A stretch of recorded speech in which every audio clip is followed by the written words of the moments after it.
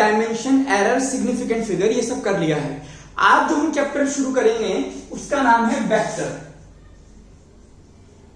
जो नए बच्चे हैं, जो नए नए ग्रंथ में आए हैं, उनके लिए मैं बता दूं कि वेक्टर एनसीईआरटी के बेस पे कोई अलग से चैप्टर नहीं है।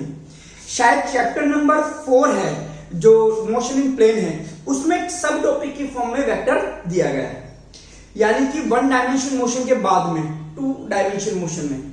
और मेरा ये मानना है कि हम फिजिक्स को तब तक पढ़ना शुरू नहीं कर सकते जब तक हमें वेक्टर नहीं आता, चाहे 1 डायमेंशन ही क्यों ना हो। ठीक है, तो इसको मैं अलग से यहां पर पूरा डील करूंगा। पहले हमारा वेक्टर पे कमांड आ गया। अगर वेक्टर पे कमांड आ गया तो ये समझ जाना कि आपने काफी हद तक फिजिक्स को काबू में कर रखा है। अब वेक्टर को यूज कैसे करेंगे उससे फिर हमारी फिजिक्स आगे चलेगी। ठीक है, तो आपके लिए कोई वर्ड ये नया नहीं है, आपने सुन रखा है कि वेक्टर होता क्या है। देखो बेटा, जैसे अगर मैं आपसे बात करूं कि मेरा मास 65 किलोग्राम है, अब इसके आगे मुझे कुछ कहने की जरूरत नहीं है, ये कंप्लीट स्टेटमेंट हो गया कि मेरा मास 65 किलोग्राम है। लेकिन अगर मैं आपसे बोलूं कि मैं आपके घर से 300 मीटर दूर पे खड़ा हूं, आप मुझे मिलिए, ये कंप्लीट स्टेटमेंट नहीं है, क्योंकि इसमें मैंने आपको ये नहीं बताया कि मैं किधर खड़ा हूं। मैं आपके घर से ईस्ट साइड में खड़ा हूं, नॉर्थ खड़ा हूं, वेस्ट खड़ा हूं, साउथ खड़ा हूं, कितने डिग्री एंगल पे खड़ा हूं, मैंने कुछ नहीं बताया। इसका मतलब ये हो गया कि अभी भी हमारे पास कुछ ऐसी फिजिकल क्वांटिटी है, कुछ ऐसी चीजें हैं, जैसे इस केस में पोजीशन, जिसको पूरी तरह से एक्सप्लेन करने के लिए मुझे डायरेक्शन की जरूरत पड़ती है। अगर हम बात करें सिंपल कि आप फिजिकल क्वांटिटीज पढ़ते हैं, फिजिकल क्वांटिटीज वो होती है जिनको आप मेजर कर सकते हो, है ना, जैसे mass, speed, velocity, movement of inertia, ये सब। लेकिन प्यार, मोहब्बत, जलन, हैट्रेट, ये आप मेजर नहीं कर सकते, तो इनको हम फिजिकल क्वांटिटी कहते भी नहीं है और फिजिक्स में इनकी बातें भी नहीं करते। तो जितने भी फिजिकल क्वांटिटीज हमारे पास हैं उनको हमने 2 पार्ट में बांटा हुआ है। एक होती है स्केलर और दूसरी ऑफकोर्स वेक्टर। तो स्केलर क्वांटिटी क्या होती है? वो क्वांटिटी जिनमें सिर्फ मैग्नीट्यूड होता है एंड यूनिट होती है। The physical quantity which require magnitude and unit for their representation are called as scalar quantity. For example, definition लिख लेना जो मैंने अभी बोली, स्क्रीन को पॉज करके। For example, मैंने बोला mass, speed, energy, pressure, current। ठीक है, बड़ी क्लासेस में हम कराते हैं कि करंट एक टेंसर क्वांटिटी है, पर ठीक है अभी है। तो इन सब में आपको किसी भी डायरेक्शन की जरूरत नहीं पड़ेगी कि सर करंट की तो डायरेक्शन होती है, हाँ करंट की डायरेक्शन होती है, but it does not follow law of vector addition. ये हम आगे पढ़ेंगे। तो वेक्टर के लॉ को फॉलो नहीं करता, इसलिए वेक्टर इसको मानते भी नहीं है। चलिए, अब अगर हम बात करें वेक्टर की, तो वेक्टर क्वांटिटीज में क्या होता है? The physical quantity which require या which has magnitude plus unit and direction. So इसमें ये चीज नहीं आ जाती है, इसलिए हम बोलते हैं vector quantities are the quantities which require direction to represent itself along with the magnitude and unit। और इसका मैं एग्जांपल की बात कर रहा हूं तो हमारे पास आता है डिस्प्लेसमेंट, लिखते जाना बेटा, डिस्प्लेसमेंट, वेलोसिटी, सबसे इंपॉर्टेंट फोर्स। ये हम काफी ज्यादा डिस्कस करेंगे, पूरा वेक्टर हम फोर्स को ही बेस बना करके करेंगे। ठीक है, इसके अलावा एक्सेलरेशन एंड सो ऑन, बहुत सारे। तो ये हमारे पास दोनों में डिफरेंस हो गया कि फिजिकल क्वांटिटीज हमारे पास स्केलर और वेक्टर होती है। स्क्रीन को पॉज करके लिख लीजिए। आइए, अब बेटा किसी भी वेक्टर को रिप्रेजेंट करने के लिए हम रिप्रेजेंटेशन ऑफ वेक्टर, किसी भी वेक्टर को रिप्रेजेंट करने के लिए हम एरो का यूज करते हैं। वेक्टर मतलब डायरेक्शन, और हम जनरल भाषा में भी बात करें तो हमें किसी को डायरेक्शन देनी होती है तो हम एरो बना देते हैं। सपोज करो इधर की तरफ हमारे पास वॉशरूम है, तो यहां पे मैं एरो, एक साइन लेकर के उसमें एरो बना दूंगा, तो एरो मुझे डायरेक्शन बताता। तो यहां भी हमने वही करा, ये है एरो का हेड और ये है एरो की टेल। अब देखिए फर्क क्या होता है, जैसे मैं बोलूं कि 3 मीटर, ठीक है, और टुवर्ड्स एक्स एक्सिस, अगर मैं इसको ऐसे बनाता हूं और फिर मैं आपसे बोलूं कि 1 मीटर टुवर्ड्स एक्स एक्सिस, तो आप इसको ऐसे नहीं बना सकते। अगर इस वेक्टर की लेंथ 3 मीटर को रिप्रेजेंट कर रही है तो 1 मीटर को आपको अकॉर्डिंगली ऐसे बनाना पड़ेगा, थोड़ा सा छोटा। अब अगर मैं बात करूं 5 मीटर टुवर्ड्स एक्स एक्सिस, तो इसको मैं ऐसे बना दूंगा, यानी कि the length of a vector represents its magnitude. Length of a vector represents its magnitude. Clear? तो ये चीज भी लिख लेना कि वेक्टर से बता। अच्छा, अगर मैं इसको डिस्प्लेसमेंट मान लूं और डिस्प्लेसमेंट का सिंबल एस मान लूं, तो मैं इसको कैसे लिखूंगा? एस कितना? 3 मीटर टुवर्ड्स एक्स एक्सिस। ये बड़ी चीज कि सर ये तो ठीक है अलोंग एक्स एक्सिस था, अगर वाई एक्सिस होता तो कैसे लिखते? तो मैं ऐसे लिखता? नहीं, वेक्टर का साइन हमेशा ऐसे ही बनेगा, चाहे वो लेफ्ट टू राइट हो, नॉर्थ टू ईस्ट हो, साउथ से वेस्ट हो, एक्स एक्सिस हो, वाई एक्सिस हो, जेड हो, सिंबल यही बनेगा। क्लियर? अब ये क्या है? 3 मीटर। 3 मीटर को हम बोलते हैं इसका मैग्नीट्यूड, और ये हो गई इसकी डायरेक्शन।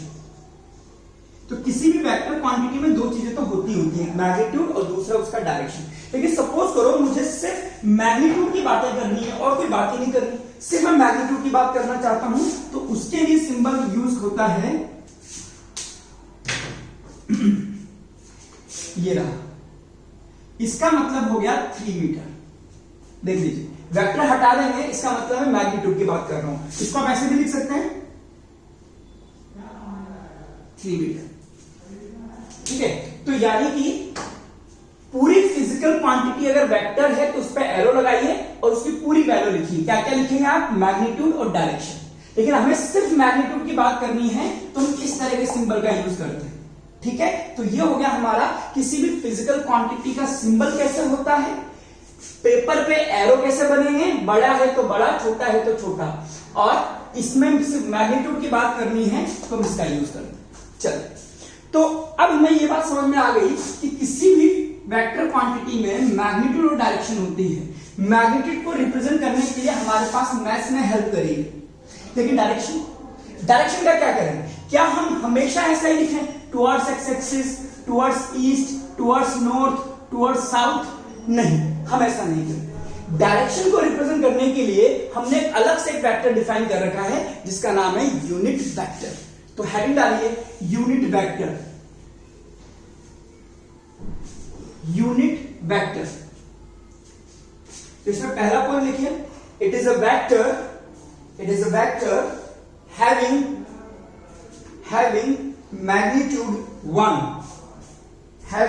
magnitude 1,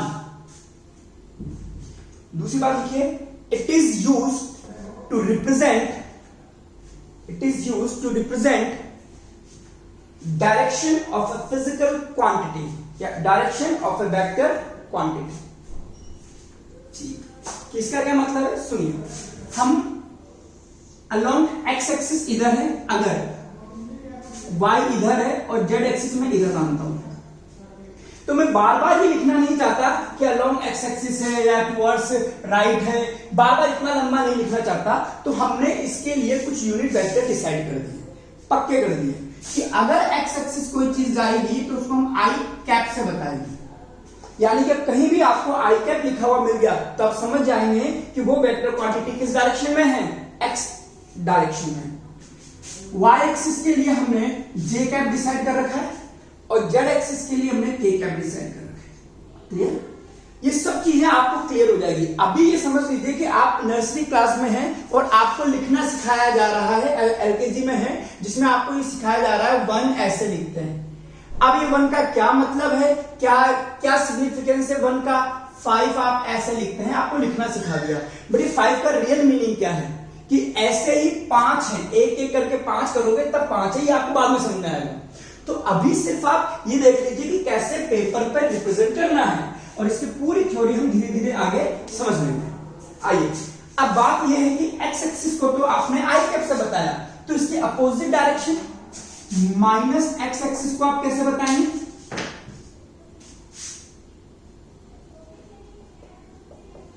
इसको हम बताएंगे माइनस आई कैप से।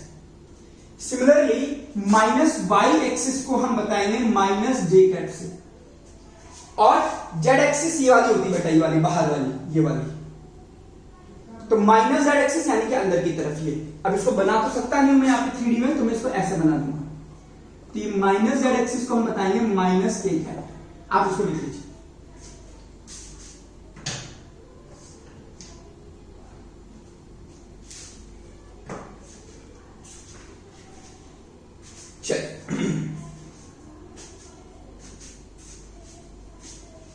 आइए समझिए। अब सपोज कीजिए मेरा डिस्प्लेसमेंट है 3 मीटर अलोंग एक्स एक्सिस। अब मैं इसको कैसे लिखूंगा? तो मैं पहले डिस्प्लेसमेंट के लिए लिखूंगा एस, किधर है, कितना है, 3 मीटर, किधर की तरफ, एक्स एक्सिस। ये यहां पर ये क्या है, इसका मैग्नीट्यूड, और ये क्या है, इसकी डायरेक्शन, जो हमने एक यूनिट वेक्टर से बताई है। लेकिन अगर मुझे यूनिट वेक्टर को डिफाइन करना है तो मैं कैसे लिखूंगा? तो मैं क्या करूंगा, 3 मीटर आई कैप को 3 मीटर से डिवाइड कर दूंगा, तो बचेगा क्या, आई कैप।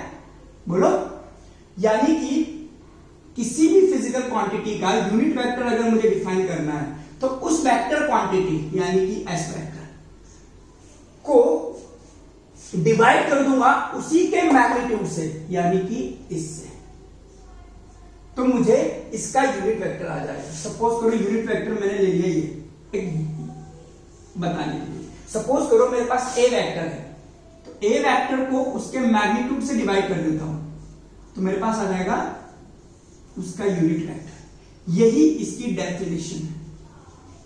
यूनिट वेक्टर की डेफिनेशन यहां से निकलती है, तो लिख लीजिए आप इसको। A unit vector is defined as the ratio of vector quantity to its magnitude, और इसको लिख लीजिए।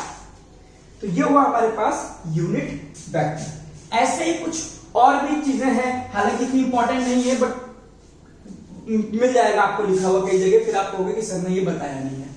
तो लिख लीजिए क्या कहते हैं, छोटी मोटी चीजें। पहले आप लिखिए अपोजिट वेक्टर,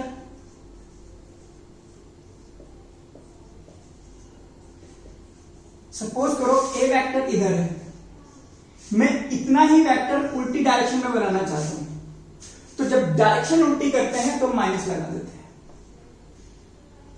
तो हम कह देंगे ए वेक्टर का अपोजिट वेक्टर है माइनस ए वेक्टर, यानी कि opposite vectors are the vectors which have same magnitude but opposite direction. Clear? अब आप एक बात समझ लीजिए, ये बात मैं पूरे साल में कई बार बोल दूंगा, 12th में भी बोलता रहता हूं, बट पता नहीं क्यों नहीं बच्चों को एक बात में क्लियर होता। किसी भी वेक्टर क्वांटिटी में लगने वाला नेगेटिव साइन सिर्फ उसकी अपोजिट डायरेक्शन को बताता है, उसके मैग्नीट्यूड को नहीं। कॉपी के टॉप पर लिख लीजिए, किसी भी वेक्टर क्वांटिटी में लगने वाला नेगेटिव साइन उसकी डायरेक्शन को बताता है, मैग्नीट्यूड को नहीं। फॉर एग्जांपल मैं आपसे बोलूं ए वेक्टर है 5 आई कैप, बी वेक्टर है -5 आई कैप। मैं आपसे बोल रहा हूं कि बताइए इन दोनों में से किसकी वैल्यू बड़ी है, बताइए जरा। ए वेक्टर बड़ा है या बी वेक्टर बड़ा है? तो आंसर है कि दोनों में से कोई भी बड़ा नहीं है, दोनों के ही मैग्नीट्यूड इक्वल हैं। फर्क सिर्फ इतना है कि आई कैप में है तो ये माइनस आई कैप, यानी कि मैं इधर जाऊंगा 5 मीटर तो इधर जाऊंगा 5 मीटर। अब बताइए मैं किस केस में ज्यादा गया हूं? दोनों भी बराबर गया हूं, इसीलिए बोला कि वेक्टर क्वांटिटी में लगने वाला नेगेटिव साइन सिर्फ ये बता रहा है कि उसकी डायरेक्शन क्या है। ये आई कैप में है और ये माइनस आई कैप में है, सिर्फ इतना सा है। आप ये नहीं कह सकते कि बी वेक्टर छोटा है ए वेक्टर बड़ा है। याद रखना कि किसी भी वेक्टर क्वांटिटी में लगने वाला नेगेटिव साइन सिर्फ और सिर्फ उसकी डायरेक्शन को बताता है, मैग्नीट्यूड को नहीं। बाकी डेफिनेशन के लिए हम कह सकते हैं कि अपोजिट वेक्टर क्या होता है, सेम मैग्नीट्यूड और अपोजिट डायरेक्शन वाले दो वेक्टर अपोजिट वेक्टर कहलाते हैं। लिख लेना इसको हल्का सा रिवाइज करके। और रखिए आइडेंटिकल वेक्टर, ये तो नाम ही बता रहा है, इसको हम बोलते हैं इक्वल वेक्टर। कौन से? इनका सेम मैग्नीट्यूड और सेम डायरेक्शन होगी, यानी कि ये भी इधर है तो ये भी इधर है, ये ए वेक्टर ये बी वेक्टर, बट हमारे लिए दोनों सेम हो गए तो हम कह देंगे A vector is equal to B vector. लिख लीजिए। आगे तीसरा पैरेलल वेक्टर, ये और ये ए वेक्टर बी वेक्टर ये दोनों पैरेलल है। क्या है कि ऐसे दो वेक्टर जिनमें सेम डायरेक्शन होती है, कि magnitude may be same and may not be same. Equal vector भी अगर देखा जाए तो आपस में पैरेलल वेक्टर ही कहलाएंगे। क्लियर? तो ये दोनों हम कह देंगे पैरेलल वेक्टर। अगला लिखिए, जल्दी जल्दी लिख लीजिए रफ्तार से। एंटी पैरेलल वेक्टर यानी कि ये, यानी कि अपोजिट डायरेक्शन और मैग्नीट्यूड मे बी और मे नॉट बी सेम।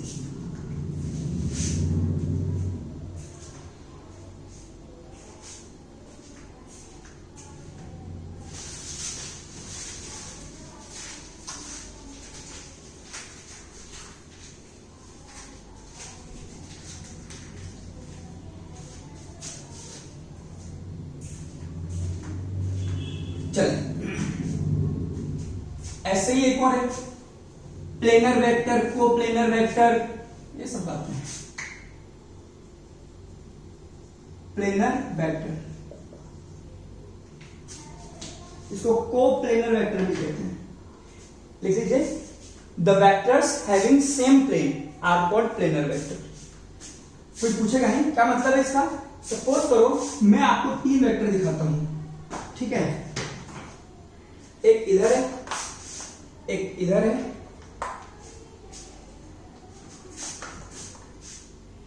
और एक इधर है ना। अब मैं कह दूं ब्लू और ग्रीन एक ही प्लेन पर हैं, तो ये दोनों सेम प्लेन पर हैं, जबकि ये वाला 3D में आ रहा है, तो ये दोनों प्लेनर वेक्टर हैं, ये वाला अलग है। ठीक है, अगर हम इन दोनों की बात करें तो ये दोनों आपस में कोप्लेनर होंगे, क्योंकि ये एक्स जेड प्लेन में है, जबकि ये वाई वाला अलग हो गया। तो ये सब बातें हैं।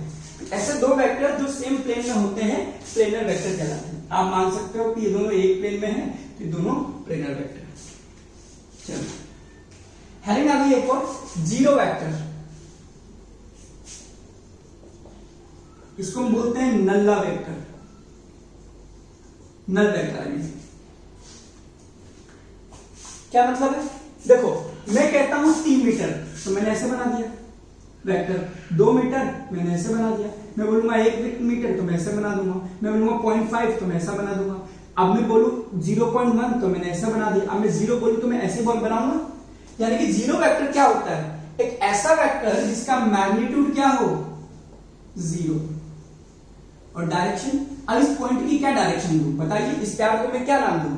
कोई नाम नहीं दे सकता, तो हम बोल देते हैं इसकी डायरेक्शन क्या है, रैंडम है, कुछ भी हो सकती है, या arbitrary. So the zero vector is defined as a vector having zero magnitude and random direction. खत्म। चल लिख लीजिए इसको भी। और आइए लिखिए। तो बेटा हमने वेक्टर को कैसे लिखा जाता है, कैसे बनाया जाता है, वो हमने सीख लिया। अब हमें यह सीखना है कि वेक्टर को ऐड कैसे करते हैं, क्योंकि मुझे पता है स्केलर ऐड कैसे होता है। 3 + 5 8, 5 + 5 10, 3 plus 4 7. We know how to add the scalar quantities, but vector quantity में 3i cap plus 4j cap, क्या ये 7 होगा या नहीं? 3i cap plus 6k cap, ये क्या होगा पता नहीं। तो ये कैसे निकालते हैं वो हमें सीखना है। जैसे 3i cap plus 4j cap plus 5k cap, अभी कितना वो जोड़ के भाई, ये हमें सीखना है। तो इसके लिए हमारे पास लॉ है, वो है ट्रायंगुलर लॉ और वेक्टर एडिशन का पैरेललोग्राम लॉ। क्लियर? अब इसको अप्लाई करने से पहले हम ये देखें कि हम पेपर पे कैसे इसको बनाते हैं। अगर मुझे डायग्राम बनाना पड़े, अगर मैं आपसे बोलूं कि ह्यूमन डाइजेस्टिव सिस्टम का डायग्राम बनाएं, तो आपको पता है 10th में बनाया था आपने, ये ऐसा ऐसा ऐसा ये डायग्राम होता है। तो ऐसे ही हम वेक्टर को सॉल्व करने के लिए पेपर पे कैसे लिखेंगे, वो लिखने का तरीका हमें सीखना है। तो पहले हम डायग्रामेटिकली सिखाएंगे और फिर एक डेरिवेशन करके एक फॉर्मूला निकालेंगे, फिर वो फॉर्मूला हमारा यूज आएगा। ठीक है, चलिए लिखिए इसको। तो सपोज कीजिए मेरे पास एक वेक्टर है ए और एक वेक्टर है बी। अच्छा, एक और समझ लेना कि वेक्टर की शिफ्टिंग अलाउड होती है। जैसे आप इस वेक्टर को उठा करके यहां भी बना सकते हैं, यहां भी बना सकते हैं, यहां भी बना सकते हैं, बिना इसको हल्का सा ऊपर नीचे करें, क्योंकि ऊपर नीचे करोगे डायरेक्शन बिगड़ जाएगी। तो इसको भी आप यहां भी लिख सकते हो, ऐसे भी लिख सकते हो, ऐसे भी लिख सकते हो। तो shifting of vector is allowed. Clear? अब मेरे से बोलता है, पहला है हमारे पास ट्रायंगुलर लॉ।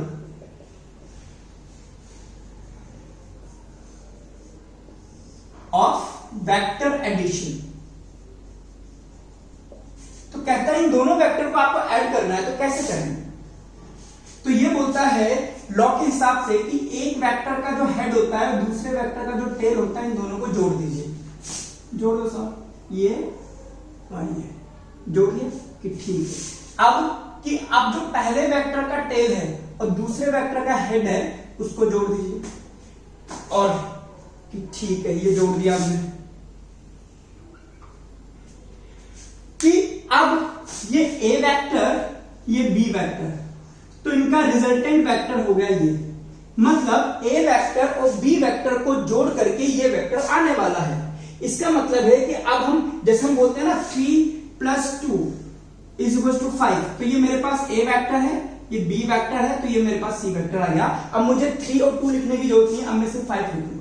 तो यानी कि ये जो तीसरा वेक्टर है, ये आपके पास ए वेक्टर प्लस बी वेक्टर को रिप्रेजेंट करता है। लॉ क्या है, ध्यान से सुनिए, बहुत ध्यान से सुनिए, कि अगर दो वेक्टर किसी ट्रायंगल की दो आर्म्स को रिप्रेजेंट करते हैं, तो उस ट्रायंगल की तीसरी आर्म रिजल्टेंट वेक्टर को रिप्रेजेंट करती है, बट इन अपोजिट ऑर्डर। ये क्या बोला है, अभी बात करते हैं। पहले आप लॉ लिख लीजिए, इसको ड्रॉ कर लीजिए पहले आराम से, स्क्रीन को पॉज करके, अब फिर लिखिए if two adjacent arms of a triangle are represented by two vectors, then the third arm of the triangle will represent the resultant vector of the two vectors.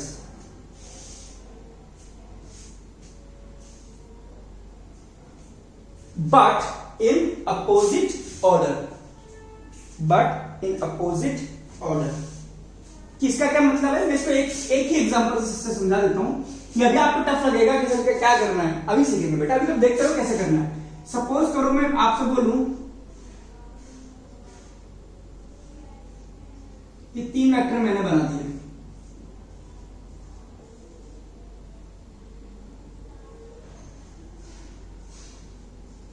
या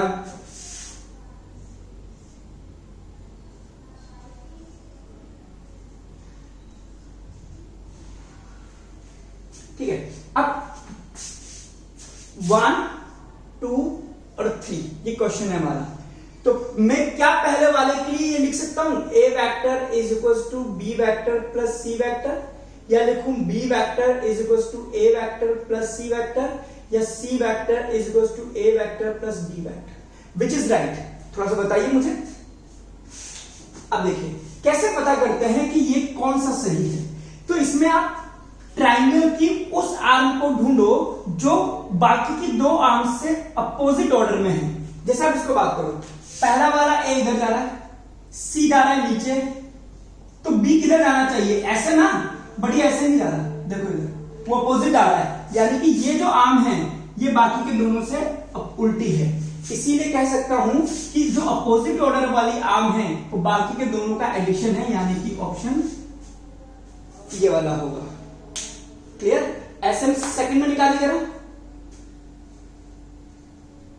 आइए अब इसमें अगर आप बात करोगे तो बी ऐसे जा रहा है, सी ऐसे जा रहा है, तो ए ऐसे जाना चाहिए ना, बड़ो ऐसे ना जाकर के ऐसे जा रहा है, यानी कि ए अपोजिट है। इसलिए मैं यहां लिख सकता हूं कि A vector is equal to B vector plus C vector. Similarly यहां देख लो, ये ऐसे जा रहा है, ये ऐसे जा रहा है, तो बी उल्टा हो रहा है, तो B vector will be A vector plus C vector. Clear? तो इस तरह से हम पता करते हैं triangular law of vector addition से कि रिजल्टेंट वेक्टर कौन सा वाला होगा। क्लियर? आइए एक और लॉ लिखिए। तो याद रखना इसमें सिर्फ ट्रायंगल की वो वाली आर्म पता करनी है जो अपोजिट डायरेक्शन में, और कुछ नहीं। और दूसरा लिखिए पैरेललोग्राम लॉ। अच्छा, देखा जाए तो दोनों तो सेम होते हैं। कैसे बताता हूं? ये कहता है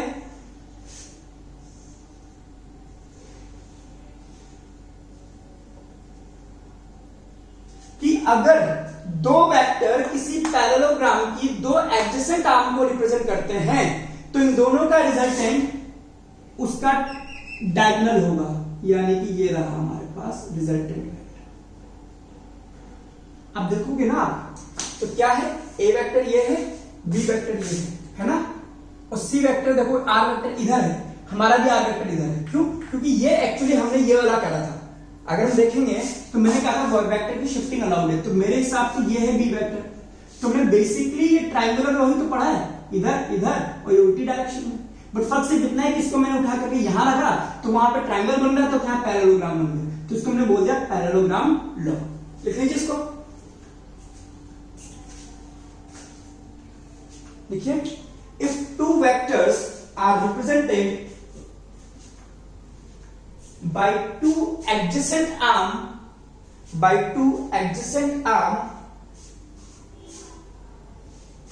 of a parallelogram,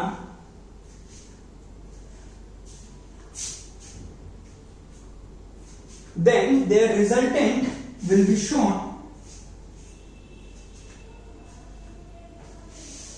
by the diagonal of the parallelogram, starting from the common point of two vectors. क्या चक्कर क्या है? कई बार लोग टीचर कह रहे हैं सर एक पैरेललोग्राम ये है, एक ये है, तो डायगोनल तो ये भी तो हो गया। इसलिए मैंने लिखा कि इसकी स्टार्टिंग कहां से होगी? ए और बी वेक्टर के कॉमन पॉइंट से। क्लियर? तो हमने डायग्राम में ये सीख लिया है कि इसको बनाना कैसा है, कॉपी करें। बट हमें अभी भी नहीं पता, हमें ये पता है कि ये अगर 3i कैप है और ये अगर 4j कैप है, तो 3i cap plus 4j cap को आप ऐसे बना दोगे, है ना? दो वेक्टर का रिजल्टेंट आप ऐसे बना दोगे। बट इसकी वैल्यू कितनी है? क्या 3 प्लस 4 जोड़ने पर 7 आएगा या 8 आएगा या 10 आएगा? क्या आएगा वो हमें निकालना सीखना है। तो लिखिए इसमें analytical method of triangular law. Analytical method of triangular law. आइए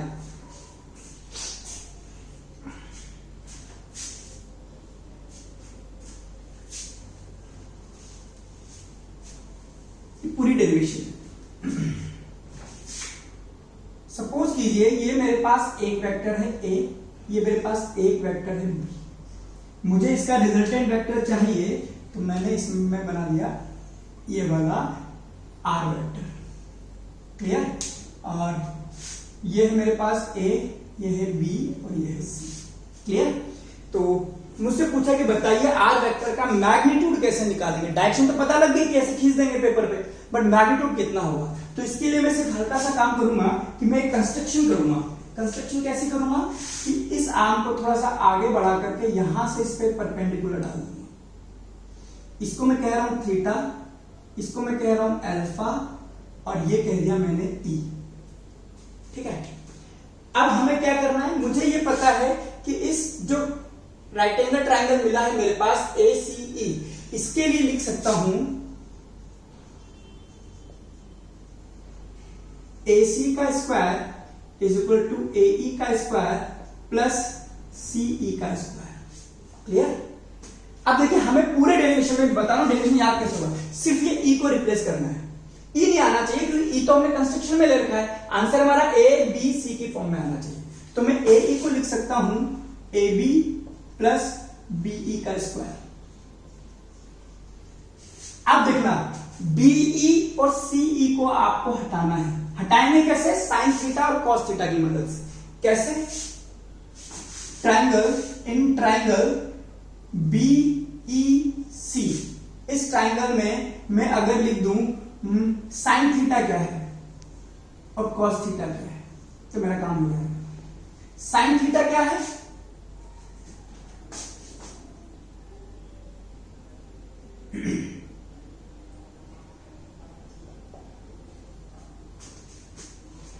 साइन थीटा क्या है?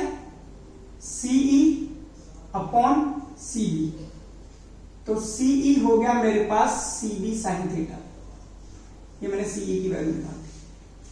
आइए, कॉस थीटा क्या है? CB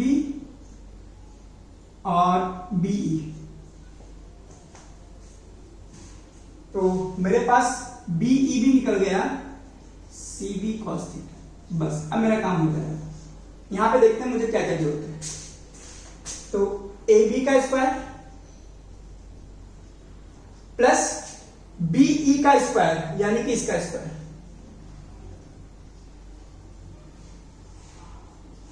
प्लस 2AB और CB साइन थीटा।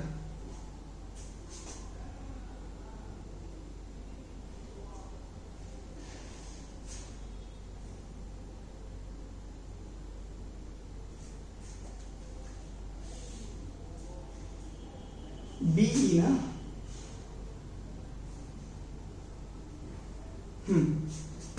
तो ये हो जाएगा AB का स्क्वायर प्लस BE का स्क्वायर यानी कि CB का square cos square theta plus 2AB और BE CB cos theta plus CE का स्क्वायर यानी कि CB square plus CB square sine square theta. अब इसको देखो, AB का स्क्वायर CB का square sine square theta cos square theta हो गया 1 plus 2AB CB cos theta. अब AB को मैं क्या लिख सकता हूं?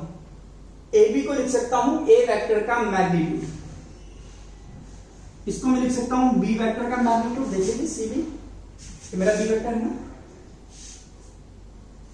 Plus 2AB cos theta. ये हो गया मेरे पास AC का स्क्वायर। AC स्क्वायर क्या है? R वेक्टर के मैग्नीट्यूड का स्क्वायर। तो मेरे पास R वेक्टर आ गया A square plus B square plus 2AB cos theta का रूट। ये हमने निकाल दिया इसका मैग्नीट्यूड। लिख लीजिए इसको। अब देखो, कभी कभी आपको बोलता है पैरेललोग्राम लॉ के लिए निकालिए यही, तो आपको सिर्फ डायग्राम चेंज करना है। कैसे? इसको लिख देना आप A वेक्टर AB, इसको उठा करके यहां रख देना और रिजल्टेंट आप ऐसे बना देना।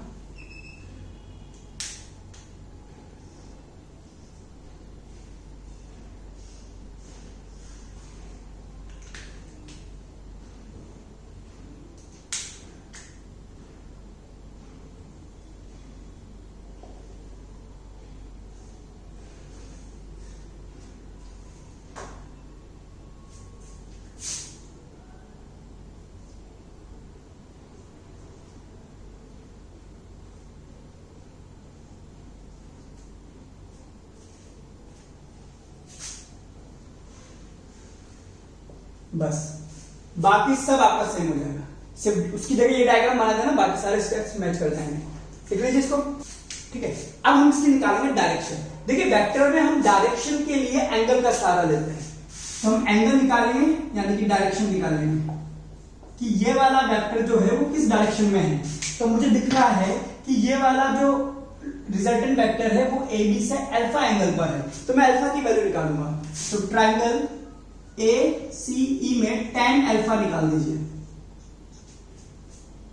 tan अल्फा क्या दिख रहा है, perpendicular upon base C E upon A E. तो फिर से मैं वही काम करूंगा, आपने लिख लिया है तो ये मैं हटा रहा हूं, नहीं लिखा है तो स्क्रीन को थोड़ा सा रिवर्स करके देख लीजिए। सीई, तो सीई को मैं क्या लिख सकता हूं, हमने अभी भी निकाला था, सीई को निकाला था सीबी साइन थीटा पहले, और एई को मैं लिख सकता हूं ए बी प्लस बीई। और याद कीजिए हमने बीई को भी निकाला हुआ था C B cos theta A B. बस हो गया। तो tan अल्फा क्या आ गया मेरे पास, सीबी। सीबी क्या है हमारे पास, बी वेक्टर का मैग्नीट्यूड, तो B sine theta upon B cos theta plus A vector.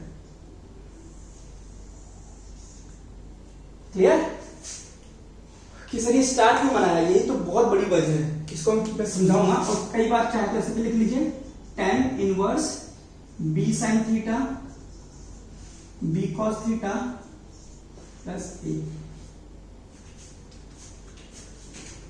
लिख लीजिए। इसको यूज कैसे करेंगे आप सीखेंगे हम 1 मिनट में।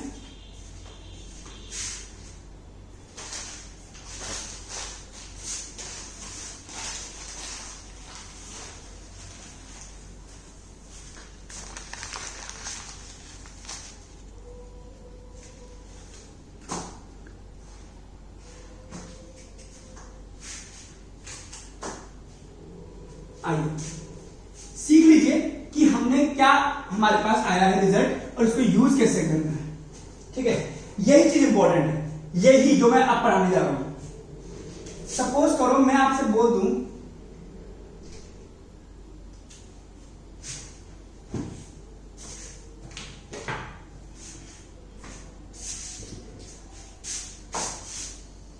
समझना, ये मेरे पास ए वेक्टर है, ये मेरे पास बी वेक्टर है, और इन दोनों के बीच का एंगल है थीटा, और ये मेरे पास रिजल्टेंट वेक्टर है जो यहां से अल्फा एंगल पर है।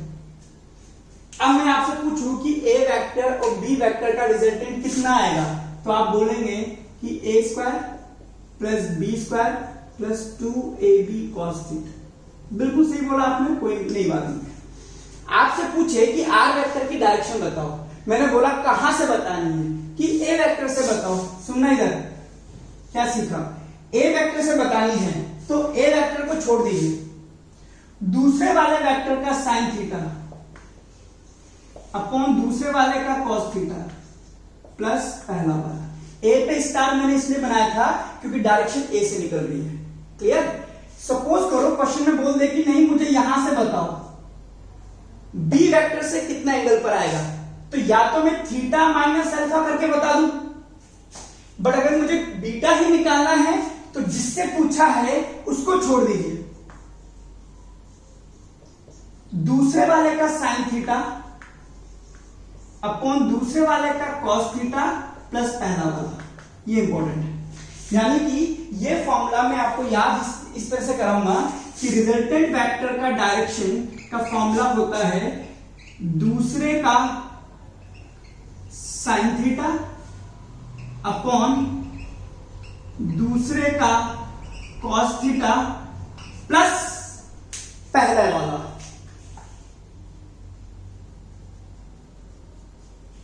क्लियर। ये बात याद रखना, अगर आपसे बोला है कि ए वेक्टर से बताइए किस डायरेक्शन पे आएगा तो B sine theta upon B cos theta plus A. अगर आपसे बोलता है कि बताइए ए बी से कितना आएगा तो दूसरे का साइन थीटा अपॉन दूसरे का कॉस थीटा प्लस पहला वाला। इसको आप लिख लीजिए।